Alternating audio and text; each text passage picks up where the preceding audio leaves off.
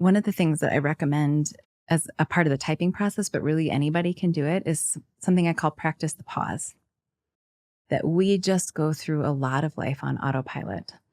And so there is a surprising amount of power in pausing before we do something and asking ourselves why we're about to do that. So you're about to send an email, just pause. Why? Maybe even ask, what am I looking for?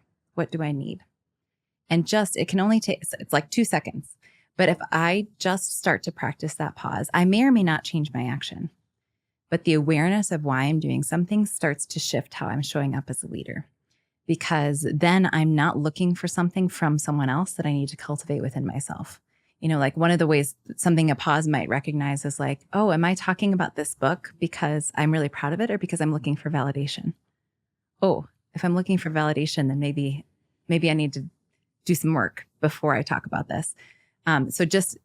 We have a lot of those examples where if we just pause for a moment, it might shift something. And then that's going to help us see ourselves, which is going to help us find our Enneagram type. So if we're not used to pausing and asking ourselves why we're doing something, it's going to be hard to figure out our Enneagram type. If we start pausing and asking why, then we might start to see some of those patterns. Like, oh, every time I ask myself why, it's because I want to move forward. Maybe I'm an 8. Or every time I ask myself why, I notice that I'm looking for depth and meaning and significance. And maybe I'm a 4.